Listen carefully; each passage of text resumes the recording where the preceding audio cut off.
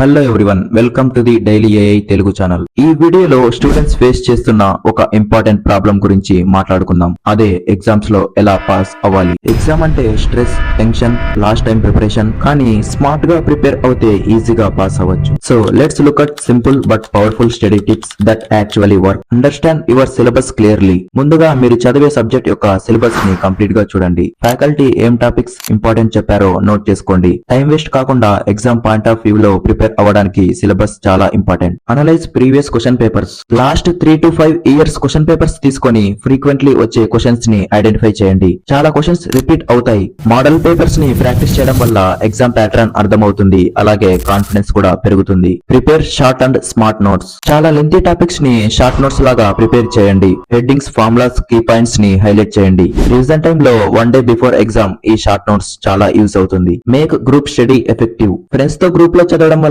Doubts clear అవుతాయి and concept ఈజీగా అర్థమవుతుంది. బట్ గ్రూప్ స్టడీని డిస్ట్రాక్షన్ లేకుండా ప్రాపర్ గా ప్లాన్ చేయాలి. Maintain a consistent time table. Daily చదవడానికి టైం టేబుల్ ప్రిపేర్ చేయండి. Morning 2 hours, evening 2 hours subject wise time dedicate చేయండి. Don't do last minute rush. Plan చేసిన వాళ్ళు స్ట్రెస్ ఫ్రీగా ప్రిపేర్ అవుతారు. Prioritise relaxation and sleep. Mind relax అయ్యేలాగా కొన్ని breaks తీసుకోండి. రాత్రి 6 to 7 hours స్లీప్ కంపల్సరీ.